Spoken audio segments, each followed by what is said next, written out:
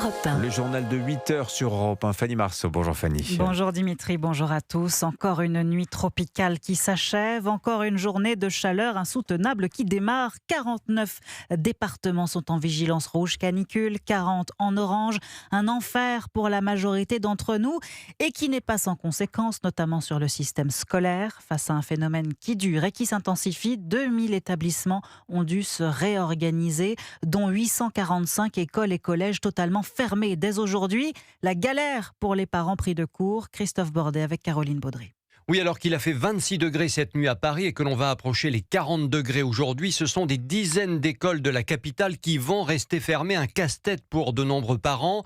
Comment garder les enfants quand on travaille? Exemple avec Quentin, rencontré par Caroline Baudry, boucher dans une grande surface qui va devoir garder sa fille de 5 ans. On aura un jour de paye en moins, quoi. Les directeurs de magasins, du jour au lendemain comme ça, ils peuvent pas nous donner un congé payé. Donc du coup, on perd une journée de travail. Un jour, c'est moi qui manque le travail et un jour, c'est ma femme qui manque le travail. Au total, dans toute la France, ce sont presque 1000 établissements qui sont fermés, faute de climatisation, ce qui met en colère ce père de famille. C'est pas normal pour 6 classes qui peuvent pas payer 6 climatisations, quoi. Garder les enfants et les faire boire beaucoup, Axel, bouteille d'eau à la main devant ses 2 petites filles scolarisées en maternelle, a dû elle aussi trouver un système D. On a pris une nounou pour l'après-midi pour que ce soit un peu moins dur pour les enfants. Je suis en télétravail, donc elle sera là un peu à côté de nous, quoi, avec les enfants. Beaucoup d'eau et des ventilateurs qui tournent à plein régime dans l'appartement de cette mère de famille où la température ne redescend pas en dessous de 33 degrés. Et le pire reste encore à venir. Christophe Bordet.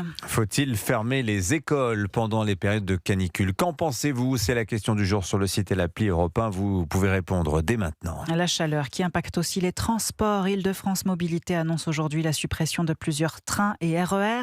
Anissa Haddadi, je me tourne vers vous. On veut comprendre comment s'explique cette canicule qui fait tourner le pays au ralenti et qui bat tous les records. Alors, il y a plusieurs facteurs scientifiques. Je vais essayer de faire le plus simple pour vous.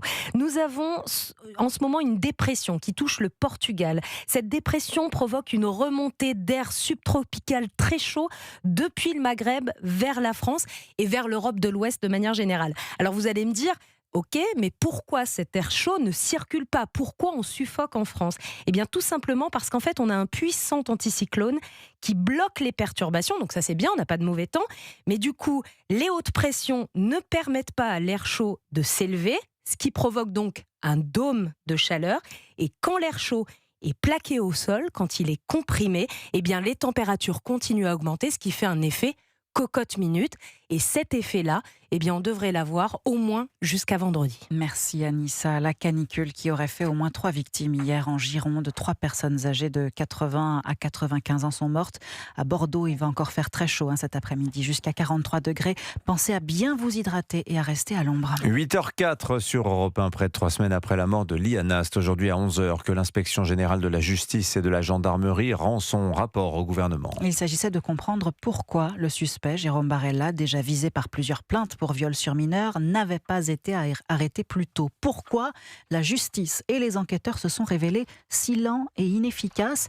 Et les premiers éléments révélés du rapport le confirment, William Molinier. Il y a bien eu des dysfonctionnements et des erreurs individuelles. Oui, à la fois du côté de certains magistrats du parquet d'Agen, ils ont tardé à enregistrer une plainte pour plusieurs viols sur mineurs l'été dernier, alors que Jérôme Barella était clairement nommé par la victime, certificat médical à l'appui. Cette procédure n'a pas été priorisée alors qu'elle aurait dû l'être, conformément aux instructions de la chancellerie. L'officier de police judiciaire en charge de l'enquête a lui aussi tardé, alors que le parquet lui demandait de procéder à une garde à vue du suspect. Erreur individuelle, peut-être même des fautes professionnelles pourrait être pointée. Charge ensuite aux 2 ministres, celui de la Justice et de l'Intérieur, d'ordonner des enquêtes administratives qui pourraient entraîner des sanctions, avec une particularité pour Gérald Darmanin, puisque c'est le Conseil supérieur de la magistrature, donc des juges, qui rendraient un avis et proposeraient ou non une sanction pouvant aller du blâme jusqu'à la révocation. Depuis 3 décennies, aucun garde des Sceaux, au nom de la séparation des pouvoirs, ne s'est risqué à contrarier un avis du CSM. William Myriam Molinier du service police-justice d'Europe 1. Le débat sur la fin de vie revient à l'Assemblée nationale aujourd'hui. Ultime étape pour la grande loi sociétale d'Emmanuel Macron. Le Palais Bourbon qui soutient l'aide active à mourir et le Sénat qui le rejette sont irréconciliables sur le sujet. On l'a vu lors de la commission mixte paritaire qui n'a rien donné.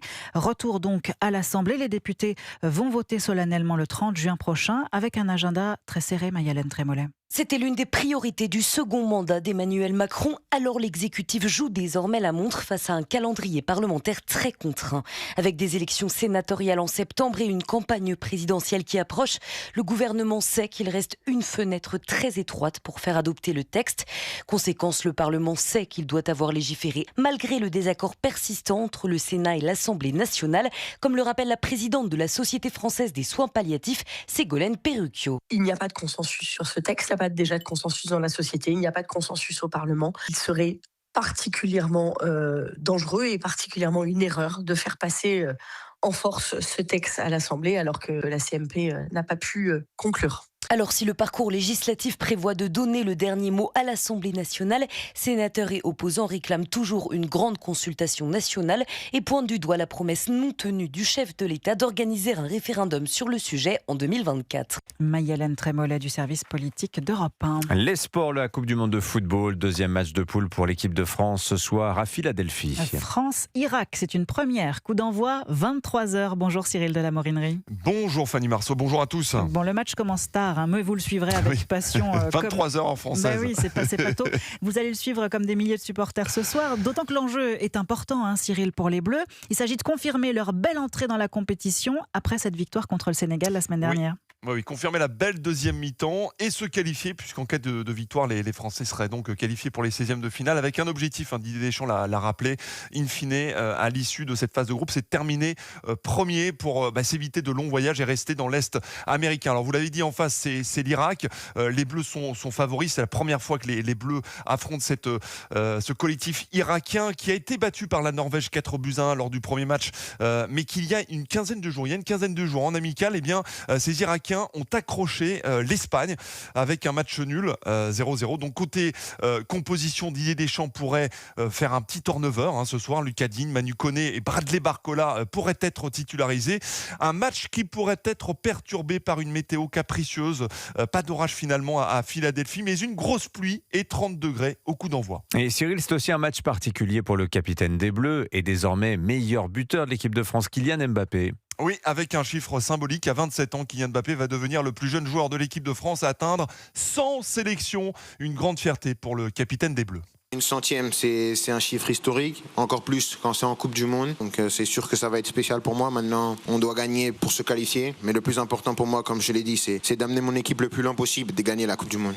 Et pour la petite anecdote, Kylian Mbappé est tout proche d'égaler Didier Deschamps qui compte 103 sélections en tant que joueur avec la France. Merci Cyril de la Morinerie. Je précise qu'on peut dès maintenant écouter le nouvel épisode de votre podcast Europe 1, Les Athlètes de Dieu, avec cette fois Robert Pires, champion du monde avec les Bleus en 98, qui confie sa foi. Épisode à découvrir sur toutes les plateformes d'écoute et le site et l'appli Europe 1. Merci Fanny Marceau, c'était votre journal.